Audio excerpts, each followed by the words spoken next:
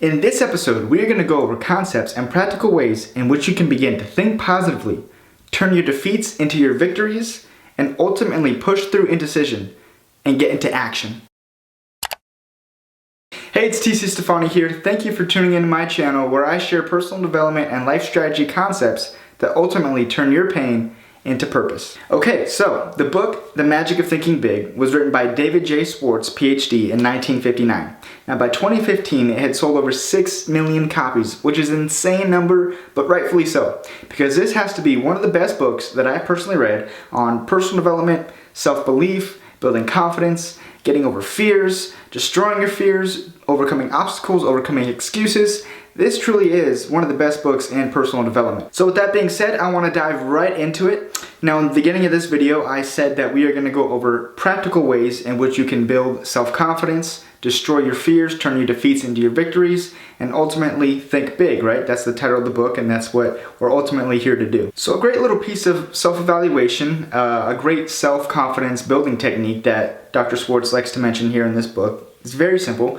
All you're going to need for it is maybe a pen and a paper. You can maybe even do this on your phone. But the first thing that you're going to want to do is you're going to want to determine the 5 major strengths that you currently have in your life. The next thing you're going to want to do is you're going to want to write down 3 names of people that you know in your life are a success, but you have this quality to a higher degree than they do. So right off the bat, we give ourselves a concrete example of a quality that we have, that we excel in, to even a higher degree than the person who was successful. So what this should say about ourselves is that we can be, if we're not already, a success in our own right. We have the potential for being even better, excelling in different types of qualities, identifying different strengths, working on different weaknesses. We have the potential to be that successful person, if not succeed their level of success. Even if you do this exercise just one time, like I said, you give yourself a concrete example, something that's going to instill belief in yourself, showing you that you have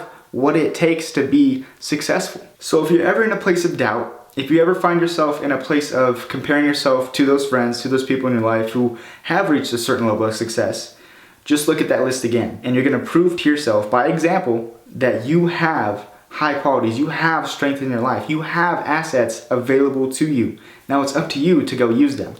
Okay, the next topic I want to review in this book is excuses. Dr. Schwartz examines this very keenly, very observantly, and he actually tells us that there's 4 main types of excuses. So to start off with, it's probably the most common excuse that we honestly probably all used in our lives, right? And it's the health excuse. The I'm too tall, I'm too short, I'm too overweight, I'm underweight, my metabolism is too low, it's too high, yada yada yada. We've all used 1 or 2 in our lives, right? Okay, so how do we overcome them is the question, right? So Dr. Schwartz recommends that we don't talk about our health. We don't even think about our health, at least negatively. You see, when you focus on a thought predominantly, constantly, throughout the day, it tends to become true. You attract that which you think about all day long. So if you're constantly in a fret, constantly in a worry, constantly in a focus of calorie counting, of obsessing over what you look like in the mirror as opposed to what you look like yesterday, constantly looking at the scale, those are things that we're going to try to avoid. Instead, we're going to turn our attention to actionable, positive habits. We can go to the gym. We can choose the salad over the burrito. We can choose the water over the Coca-Cola, right? They're all active decisions that we have to make and be aware of, yes, but our focus needs to be on the positive things. So if you're in the gym, be in the gym. When you're not in the gym, don't be in the gym. When you're eating the salad, eat the salad. When you're eating the burrito, eat the burrito. It's gonna happen, right? But focus on what you need to focus on. Get it done.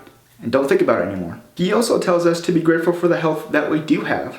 If we are blessed enough to have feet, to have legs, to have arms and hands, to hold our partner's hand, to hold our children's hand, we need to feel grateful, feel the blessings that we currently have, and to not take them for granted.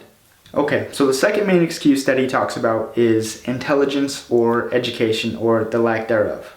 I'm sure we've all thought to ourselves that maybe the next guy or gal has gotten ahead to where she's at because she has a better education, more experience. Maybe she's even smarter than us. But that's not always the case. In fact, it's rarely the case. If we use this way of thinking, we really hinder our ability to think big, to act big. We limit our ability to do big and great things. So Mr. Schwartz offers a great deal of advice in this book. And one of the things that he says is, do not underestimate your own intelligence. Do not overestimate the intelligence of others. It's simple. We have to remember that attitude is more important than intelligence. And we have to recognize that the ability to think is far more effective and important than the ability to learn and memorize facts. Number 3, I'm too old, I'm too young. Now he says the way to overcome this one is to measure your productive life. Now, what does that mean? Well, he gives a great example in the book, and I'm going to try to explain it the best I can, but for this one, you're probably really going to want to pick up this book. So essentially, if you ask yourself, what years do I think in my life are going to be productive? Is it 18 through 65, or 62, retirement age? Is it 20 to 80? Is it 30 to 60? Is it 30 to 35? What is it, and what does it look like for us? So that'll give us a good estimation of where we're currently at and how much longer we have on that scale. If you're only 40 years old, but you estimated that your productive life is going to be from 20 to 70, you have 30 more years of productive life ahead of you. So whatever changes you want to make in your career, whatever family that you want to try to start, whatever business that you want to try to start, or whatever industry you want to try to take over, you have another 30 productive years of your life to do and accomplish that, and you will. Again, he goes into great detail about this one, and it's a really great technique if you are super focused on where you're at and the lack of time that you may think that you have in your productive years. So again, I would go ahead and pick this book up if you want more detail on that specific technique. And number 4, a personal pet peeve of mine is bad luck. A lot of people think it, a lot of people succumb to it, but it really eliminates our ability to think big. And it doesn't even hinder, it eliminates the ability to think big when you think everything is reliant upon luck. That's simply by chance. So if we tend to get stuck in this way of thinking, he recommends the way to overcome this is to think in terms of cause and effect. If I do this one thing will happen. If I do that thing, this thing will happen. There are consequences to certain actions. The only other piece of advice he has on this one is to not be a wishful thinker. And the only piece of advice that I want to add to this one comes from Tony Robbins, and this is a really great one. He says that if you would just imagine that your front yard or your lawn is just full of weeds, right? And your objective is to eliminate all these weeds. And you want to do this by positive wishful thinking. So you close your eyes and you go, there's no weeds, there's no weeds, there's no weeds, there's no weeds. You open your eyes, there's fucking weeds, right? So what do? We take action. We go to the store, we go to the department store, the gas station, wherever. We get the weed killer, we get down on our hands and knees, and we kill the weeds, right? Then we close our eyes, we open them, they're gone. We take action. We don't wishfully think for things to happen. We act on things so things will happen. Now for this last segment of the video, I really want to focus on fear, how to overcome it, and how to destroy it. And I'm just going to give you the answer right now.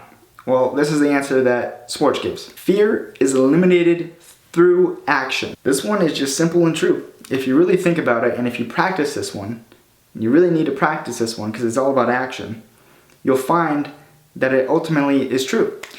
When we act on something that we are afraid of, when we're in the fear, when we are doing the act, we tend to find that it's not as scary as we initially thought it was. We have to remember that hesitation only enlarges and magnifies fear. We have to take action promptly and be decisive. Now in the book, he actually offers a great little list of practical ways of thinking to eliminate certain types of fear. He says that there are certain types of actions to eliminate certain types of fear. So here they are. Okay, I have a list with me. I'm going to read them off. Fear of failing an exam. Convert worry time into study time. Fear of things beyond our control. Turn your attention to helping to relieve the fear of others. Fear of what people may say or think. Make sure that what you plan to do is right, then do it. No one ever does anything worthwhile for which he is not criticized. A great piece of advice. Now, like I said, guys, I am doing my best to bring the practical tips and strategies to you to help you build up that confidence, to help you eliminate that fear, to get you into action mode, and get you into that thinking big mindset. So here's a 2-step procedure to help you really work through that fear and win confidence. Number 1, pin it down. Isolate your fear. Determine exactly what it is that you are afraid of. Number 2, take action. There is always some type of action for every type of fear. Alright, we're getting towards the end of the video, so I want to leave you guys with 5 things that I got from this book in my own words that I really think sum up the whole book. Number 1, don't sell yourself short. Concentrate on your assets and not your faults. Number 2, use a big thinker's vocabulary. Use bright, cheerful, big words. Number 3, stretch your vision and do as much as you can to add value to other people. Number 4, get the big view of everything, your job, your family, whatever.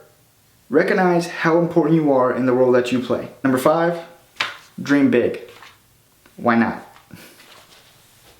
Alright, that is it for today's video. I highly encourage you guys to go ahead and pick up this book if you have not already. There are tons of principles, strategies, tools, technique, stories that I did not relay in today's episode. So if you guys are curious about hearing those, definitely give it a try. It's an excellent read. You won't regret it. If you want more strategies, tools, techniques from this book, or even more videos like this, go ahead and comment down below, or even suggest some books that you want me to review in the future. Thank you all for watching. As always, go ahead and hit that like button, or if you're new here, go ahead and hit that subscribe button, and I will see you guys in the next one.